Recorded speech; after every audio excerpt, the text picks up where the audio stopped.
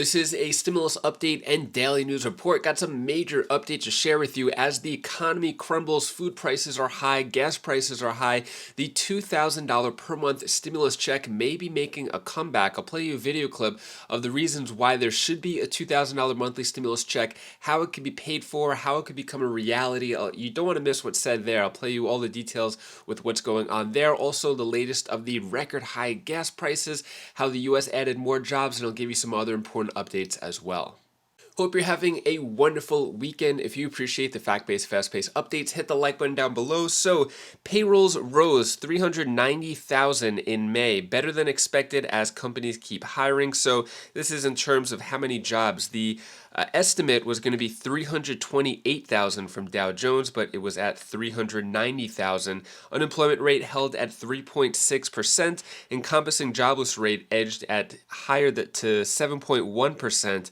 And hourly wages rose up 5.2% from a year ago. So things slightly getting better, sort of, but still, if you ask Americans, more than 2/3 in new polls say economy is bad. So 2/3 of Americans, 69% of Americans say that the economy is bad, based basically probably on personal purchasing power, what they're able to buy, how much costs are eating away at their bank accounts due to what it was maybe a year ago. So prices are really high. So why not the $2,000 monthly stimulus check comeback? So we're starting to hear more on that. So this is the petition here for the $2,000 per month to every American. Haven't showed in a while, hasn't really gotten much press or any endorsements or anything from politicians, but it's currently at 3,044,000 signatures so far. Now, if there's a $2,000 monthly check, why not the $200 per month increase for all Social Security beneficiaries, which was proposed by Chuck Schumer, Elizabeth Warren, and Ron Wyden. So their plan was to increase benefits by $200 per month for all Social Security beneficiaries. Let me know your thoughts. Should there be $2,000 monthly stimulus checks? Should there be $200 per month increase for Social Security?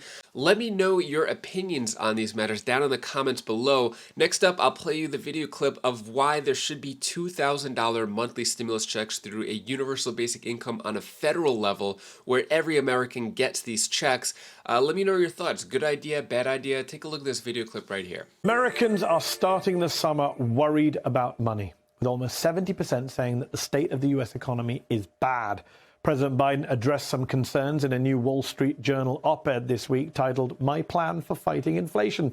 Biden writes the job market is the strongest since the post-World War II era, with over 8 million new jobs, the fastest decline in unemployment on record, and millions of Americans getting jobs with better pay. And business investment, he says, is up 20%, and manufacturing jobs are growing at their fastest rate in 30 years. But it'll take more than op-eds to make Americans more confident about the economy. One thing Biden isn't talking about much right now, the direct payments that his administration made to Americans just last year, which is kind of surprising given how popular and effective they were. Nearly 4 in 5 voters supported the Biden administration's $1,400 payments last year. When you add up all the payments from the pandemic relief, most adult Americans got around $3,000. And starting in July of last year, the child tax credit sent a minimum of $250 to families every month. According to research from Columbia University, this resulted in the lowest poverty rate on record. Both child poverty and poverty among black people decreased by nearly half. And remember, that's during a pandemic that decimated the economy just a year before. So if these cash infusions work to reduce poverty in 2021, wouldn't more payments help reduce poverty this year too and every year? That's the idea behind a universal basic income. Give Americans direct cash payments. Some advocates say give it to everyone, regardless of income. Cities like Stockton, California have piloted basic income programs, sending qualified residents payments every month. How far can these programs be expanded? And are they really the key to alleviating poverty in America, or too utopian and too expensive an idea? My next guests have spent years making the case for a basic income, for a universal basic income in some cases, or UBI. Michael Tubbs is the former Democratic mayor of Stockton, California, who spearheaded a program to send payments to low-income residents. And Otis Rowley is Senior Vice President for U.S. Equity and Economic Opportunity at the Rockefeller Foundation. Thank you both for joining me. Michael, let me start with you. You spearheaded the Basic Income Project in Stockton. What was the outcome there? What happened? And who got the money? Not everyone, right? Yeah, well, because we're doing a pilot, we weren't able to get to everyone, but we made sure that we had a representative sample that looked like the community. And what we saw was that the people spent money the way you and I and the viewers spent money on their kids, on maintenance, on car insurance, on groceries. We also saw that those who received the guaranteed income were 2 times more likely to go from part-time to full-time work than those who didn't, and 2 times less likely to be unemployed. We also saw significant mental health impacts comparable to clinical trials of Prozac. It's really interesting that, especially given the stat you raised, that in 2021 we had the lowest poverty rate on record during a pandemic, because we gave people a little bit of an income floor, that we're still having this conversation. We know what the data shows, Yes. that people need cash to get to work. People need cash for all types of health outcomes. And now it's just continuing to build the political will to do that. Otis, critics, of course, say that if you send people free money, they won't want to work. What is your response to that common criticism of basic income programs? Well, first and foremost, I was going to say, the Rockefeller Foundation is a private foundation. We are nonpartisan, and we are led by data and science. And I really appreciate that you led the conversation today with the data that show that Biden's plan is the funds that came into Americans' pocketbooks and wallets. It was actually spent in a way that secured economic security, right? It really created opportunity for folks to have the wiggle room. The U.S. Equity and Economic Opportunity Initiative that I lead at the foundation is focused in on low-wage workers and how do we really kind of create more economic security and mobility. And we know that the data tells us, thanks to pilots or Mayor Tubbs and others, the data shows us, right, that if folks have more cash, surprise, surprise, they're making the right decisions. We don't have to be paternalistic in terms of how the money should be spent, because folks have the financial wherewithal, once they have those dollars, to make the right decisions for them and for their families. So we saw that with the stimulus funds. We see that with the guaranteed income. And so I try to just dispel the misinformation with facts. And the data shows us the facts are solid and clear, that if we infuse this capital into the pocketbooks and wallets of Americans, that they are going to make the right decision, and it actually creates more economic security and wiggle room for economic mobility. Michael, it's a bold idea. And we have a Democratic Party that's not known for pushing bold ideas. Sorry to be blunt about your political party. What do you make of the Biden administration's handling of the economy right now, broadly, not just basic income, not just checks, but the kind of bold ideas that are going to lift people out of poverty, that are going to transform people's lives, and are going to get people to the polls? Yeah, no, I think we have to remember the context in which they came in. That much of the things we're seeing now in the economy, particularly as it pertains to inflation and shipping issues, are because of the tariffs of the last administration.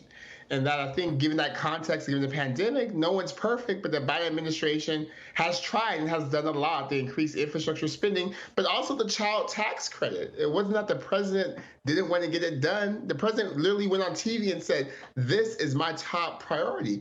The issue is that there's a senator in West Virginia who fell prey to the tropes and the stereotypes that so many people do about why people are poor and why people spend money. So, of course, there's room for improvement, but I think we can't lose sight of the fact that the president on most things have been very forthright about what he wants to see. And it's really about getting Congress and the Senate, and particularly one senator from West Virginia or a whole other 40-plus senators that are Republican, to also get on board with an agenda that's good for all Americans, because not just Democrats who need money. The majority of Americans don't have enough money for one emergency, and that should be something that gets bipartisan support. We are very familiar with the blocking tactics of the senator from West Virginia on this show. Otis, let me ask you this. Joe Biden was bragging about deficit reduction recently as one of his big, economic victories, which personally I think is a mistake. It's a Republican talking point. You're from a think tank that's not Republican or Democrats. Let me just ask you the practical question that's associated with a lot of this rhetoric. When people are talking about balancing the budget and deficit reduction, and someone like yourself or Michael comes along and says, give people money directly, basic income, the comeback in D.C. in particular is, how are we going to pay for it? We will pay for it in the way that we have always paid for it, in terms of our tax revenues are our dollars that are coming back to us to help to ensure that we are competitive and secure. And I do feel, I mean, I know a lot of this conversation today is about Biden and at the national level, but I do feel like all politics are local, right? And the leadership that Mayor Tubbs showed, the leadership that we often see is often at the local level, and it builds itself up. You know, we are investing in 12 places through our Rockefeller Opportunity Collective with mayors and county execs who, like Mayor Tubbs, are at the vanguard. They're the tip of the spear in terms of looking for innovation. They are bipartisan. We have Republican and Democratic mayors and county execs who are leaders and recognize that if we're going to do something, it has to be now, right? And that our dollars are best spent on us in a way that really creates real security and mobility. And I know that when you think about those populations that have been hardest hit, not just through COVID, but historically, they are Black, they are Latinx, they are Indigenous folks. And we saw in those stats that you talked about at the very beginning of the show that those populations were positively affected by the stimulus dollars. And we know through the work of Mayor Tubbs and others in other cities, we're seeing that 7 of our 12 cities, we have mayors that are doing this guaranteed income, not because they think it's a good idea, but because the data shows that it's a good idea. And they want to do what's in the best interest of their population. And I pray and hope that the state and national level, they will follow the leadership that these mayors are stepping up and moving forward in terms of putting their people first. So where do you stand when it comes to $2,000 monthly checks? Good idea, bad idea? Do you think it could actually happen? Let me know your thoughts on all that down in the comments below. Speaking of other universal basic income programs, the latest one on a state level here is new universal basic income plan aims to give families $500 per month who would be eligible. So this is going on in Annapolis, Maryland. So it would be $500 per month for 100 families. And yeah, so that would be for a year there. So we're seeing small programs like that. Pilot programs is what they're called, more of experiments. For the past year or so, we've been seeing that. Actually, since I've been covering this, there's been a lot of them sprouting up. So I'll keep you updated on that. And then when it comes to gas prices, why U.S. gas prices are at a record and why they'll stay high for a long time. So not looking too good. Take a look at this video clip right here explaining what's going on with record gas prices and if and when they go down. Take a look. Welcome back. Gasoline hitting another new record this week as summer travel picks up. Gas Buddy is predicting $5 a gallon of gasoline as early as June 17th. The national average of gasoline now at $4.76. Joining me right now is Gas Buddy head of petroleum analysis, Patrick DeHaan. Patrick, great to see you. Thanks very much for being here. So what's your take on gasoline? Good morning, Maria. You look at this and not a great one, not a great place for Americans to be right now. As you said, we've continued to set record prices every day, and that's going to continue for quite some time. Americans now spending $650 million more on gasoline every day compared to a year ago. You look at some of the month-on-month increases across the country. Illinois up 86 cents a gallon in the last month. Indiana up 79 cents. Just seeing gas prices soaring all over the country, coast to coast. Yeah, but what's driving it? Are you expecting it to get worse in the summer months when people drive more? Oh, without a doubt. We continue to see resilient Americans hitting the road. Demand is not as high as what we've seen in past history, but given the fact that we're pushing record prices, it's certainly very surprising to see gasoline demand remaining as strong as it is. About 8.8 million barrels a day being consumed by Americans in light of gas prices that are far beyond any records we've ever set. So, after 2 years of COVID during the summer, Americans really at least appear to say to heck with it with the high gas prices. They're going to hit the road regardless. Yeah, I mean, this is a market that is built on supply and demand. The president says he can't really do anything about it. So what would it take to get gasoline prices down, in your view? Well, Maria, first of all, I think there are certainly a lot of things the president may be able to do. Now, they may not bring about relief overnight, but that doesn't mean stand idly by and just let the problem solve itself. We could be talking to oil executives, refiners, saying, what can we do to improve the situation? Obviously, he's taking a trip over to Saudi Arabia there are a couple things here and there that the president should be doing, could be doing, but maybe isn't having those roundtables. You look at President Trump inviting tech executives in to say, hey, what can we do? How can we help you?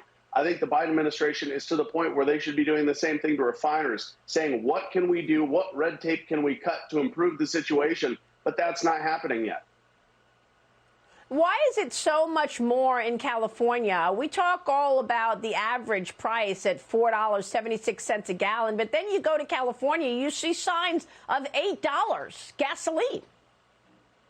Well, even $9.50, Maria, it's getting ridiculous. Some stations in California now $9.45. Now the average is $6, but California leads the nation because of a cap and trade program, essentially a tax on carbon emissions, high gasoline taxes, its own blend of gasoline, environmental restrictions that basically are not conducive for refiners to do business. So there's just all sorts of different rules in California that all have the effect of pushing up prices there.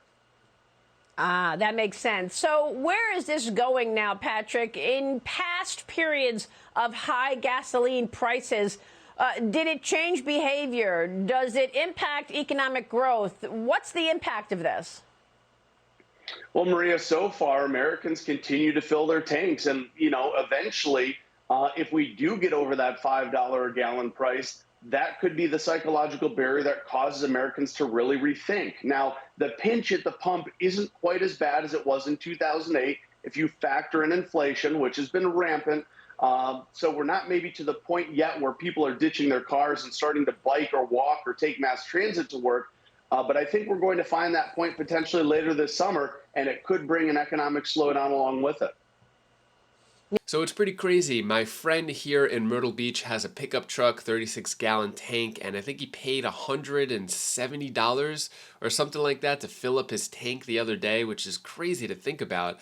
But let me know your thoughts. Do you think gas prices will eventually go down in the near future, before the end of the year? Let me know your thoughts on that. That is all the news that I have for you today to hopefully cheer you up a bit. Here's my daughter Bella's tip of the day. Hi guys, this is Bella. This is the tip of the day. I tell you the one thing that you should do. When you feel something and you don't really feel good, then be grateful what you have. Be thankful. Because the next day it might not be there. So that's what I wanted to say. True or false? Bye. Thank you so much for watching. Appreciate your time and support. If you like these type of videos, subscribe to the channel where I just give you the facts straight up. So today is just the busy day for us. We're doing the laundry, washing the cars, food shopping, all that fun stuff to keep the house and the family going. Hopefully you have a more fun Saturday than me. But anyways, if you want to check out my latest video on my other channel, you could click up here, and I'll see you in the next video. Take care, be safe. Thank you for watching.